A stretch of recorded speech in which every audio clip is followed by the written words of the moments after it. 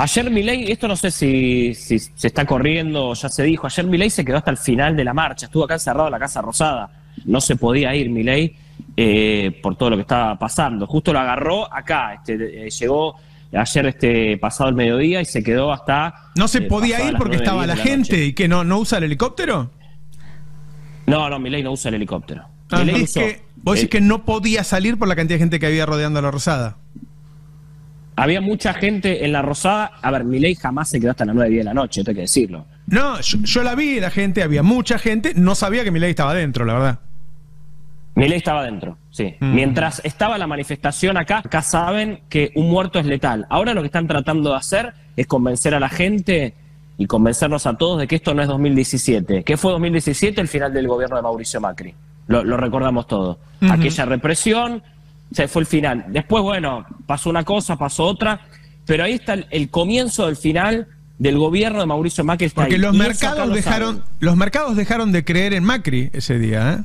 Los mercados dejaron de creer. ¿Se acuerdan que después no consiguió más préstamos? El gran miedo que tienen acá en la Casa Rosada es 2017.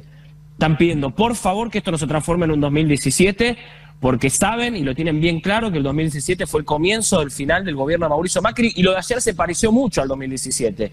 Pero acá tiene mucho miedo y además no tiene... A ver, no es que el gobierno pueda alardear, puede salir con corito, con varios trolls a decir no, bala para todos, pero saben acá adentro que un muerto es letal. Está Jonathan Eguer en la Rosada. Yo ayer hablé con 3 fuentes, todas importantes, altas fuentes. 2 dijeron, si no es por las buenas es por las malas, y la ley acá se cumple. Y una dijo, la verdad es que Patricia Bullrich siempre la juega sobre el fleje, ayer la tiró afuera y después no supo controlar las cosas. Para mí, me cuesta pensar que Milei no es el que toma la decisión política de reprimir en un momento en que no daba. O sea, el protocolo sirve cuando hay 50 personas. Cuando hay miles, no. Pero vamos a ver qué dice en la Rosada. Está Jonathan Eguer ahí, dale.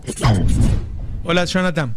Hola, Roberto, y a todo el equipo. ¿Cómo andan? ¿Todo bien? Bien. A ver, es un poco así, pese a lo que alardean en las redes, pese a las cosas que nosotros leemos y demás, un muerto es letal. Si el gobierno en una marcha tiene un muerto es letal, eso lo saben acá adentro, son conscientes de acá adentro. Bullrich trabaja de manera muy autónoma en esto también. Bullrich ya tiene mucha experiencia, tiene mucho poder, además le delegan muchos poderes, es la gran responsable de lo que pasó ayer. El presidente de la Nación obviamente también, pero acá saben que un muerto es letal. Ahora lo que están tratando de hacer es convencer a la gente y convencernos a todos de que esto no es 2017. ¿Qué fue 2017? El final del gobierno de Mauricio Macri. Lo recordamos todo. Aquella represión... Se fue el final. Después, bueno, pasó una cosa, pasó otra, pero ahí está el comienzo del final del gobierno de Mauricio Macri. Porque los mercados dejaron de creer en Macri ese día, ¿eh? Los mercados dejaron de creer. ¿Se acuerdan que después no consiguió más préstamos? Y los gobernadores tomaron distancia. Esto me lo dijo alguien del gabinete de Macri. Olieron sangre en ese momento los gobernadores pro Macri, después de ese episodio. Claro. El número acá que gira, el número que gira acá, que es tendencia, es 2017. Es el número que tienen sellado en la mano todos los funcionarios. Van a ir con gran parte del relato, más allá de lo que estamos viendo, que denuncian un golpe, que dicen que es culpa del kirchnerismo y demás. El gran miedo que tienen acá en la Casa Rosada es 2017. Están pidiendo, por favor, que esto no se transforme en un 2017, porque saben y lo tienen bien claro que el 2017 fue el comienzo del final del gobierno de Mauricio Macri, y lo de ayer se pareció mucho al 2017, muchísimo. No tenía que ver con la sesión, había diferencias, porque no es que se estaba protestando por una sesión que había adentro, se protestaba en el Congreso por la miseria que están cobrando los jubilados, pero fue muy parecido a lo que pasó en 2017 ayer, y están tratando de que no los gane esa agenda, de que no los gane eso, pero acá tiene mucho miedo y además no tiene... A ver, no es que el gobierno pueda alardear, puede salir con corito, con varios trolls a decir no, bala para todos, pero saben acá adentro que un muerto es letal. Dicho esto, nada, obviamente le deseamos una pronta recuperación a Pablo lo que Grillo, pasa es que, a ver, si es cierto, o sea, yo cuando vos decís, bueno, hay pérdida de materia cerebral, no sabes cuánto es. Ahora, si el muchacho queda en un estado, no quiero usar palabras dolorosas, pero que ya le sacaron la vida. Y es la verdad que el corazón funciona porque tenés 20 y pico de años. Pero si vos quedás ahí. Tengo un poquito de info del estado de salud de Pablo. Me dicen, bueno, el de anoche fue que había salido del quirófano, esto fue a las 12 de la noche, ¿no? Una fuente del Ramos que me pasa información. Salió del quirófano, está en una unidad de terapia intensiva, le descomprimieron la lesión, le evacuaron hematomas, está en respirador, pronóstico reservado. Eso fue anoche, y hoy a las 8:30 de la mañana, 9:30 de la mañana, me contaron que sigue con respirador y apoyo para sostener la presión arterial. Su pronóstico sigue siendo reservado, e inicialmente la versión que hay dentro de lo que es dentro de los médicos del Ramos Mejía es que perdió masa encefálica. Claro. Terrible.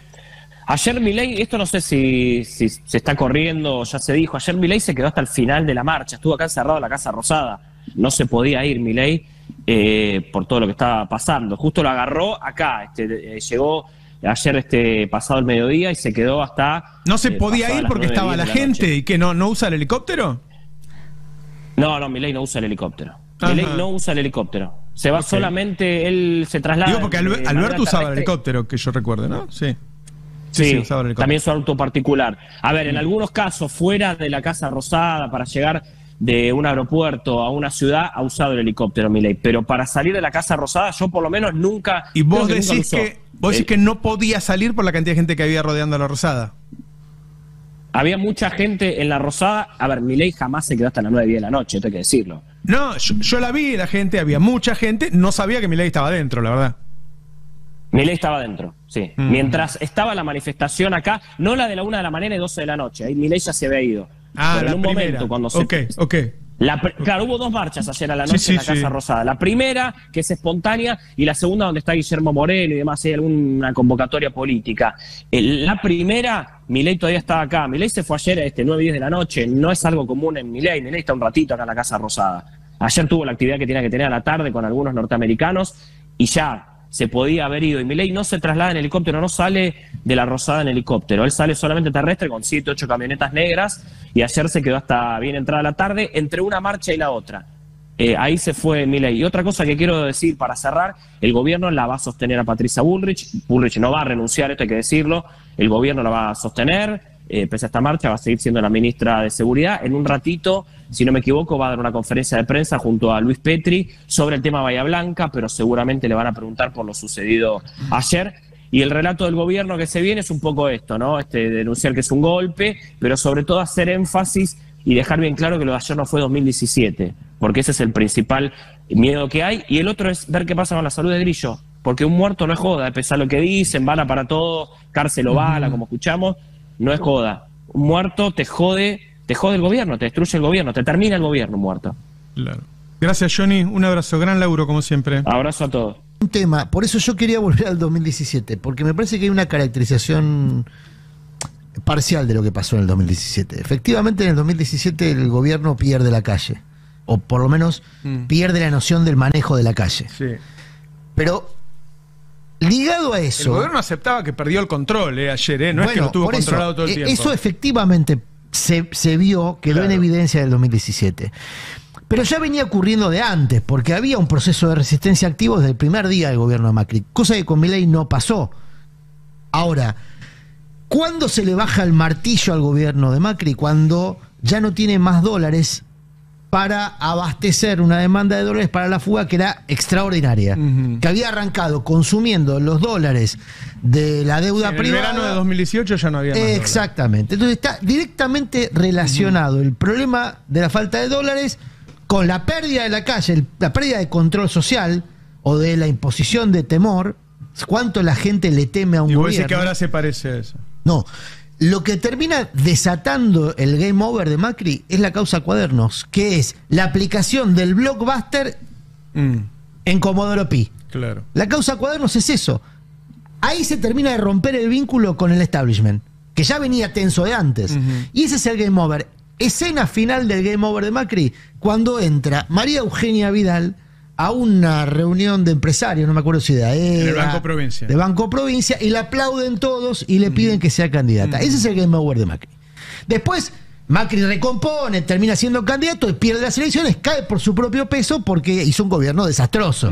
Pero el game over en términos de poder es toda esa secuencia. Vamos a ver qué dicen los gobernadores. Milei está a la vuelta de la esquina de eso. Sí, está a la vuelta de la esquina. Le faltan dólares. Sí. No está siendo útil para el poder que lo colocó ahí. Porque no le está concediendo los negocios que le están exigiendo del primer día.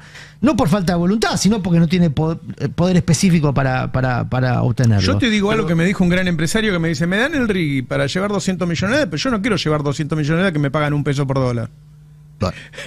O sea, le están pidiendo devaluación aún los que quieren traer guita. Y también ayer perdió el control de la calle, por lo menos desde el punto de vista de la violencia pública. Y no te olvides del cripto escándalo global, ¿no? Y el cripto escándalo que lo pone en falsa escuadra, incluso frente a su propio electorado, es decir, a su feligresía. Yo ahí quiero incorporar un matiz, porque me parece...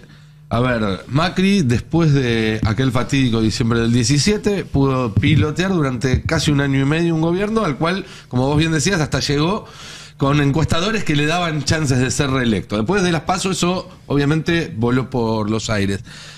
Macri tenía 20 años de construcción política en diciembre del 17, una estructura mucho más sólida, incluso diría un funcionariado mucho más profesional que el que tiene este gobierno.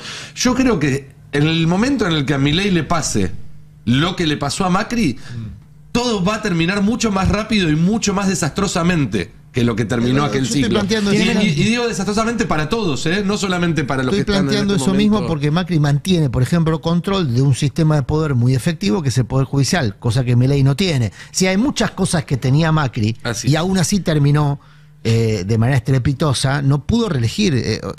No es común que un presidente no pueda reelegir.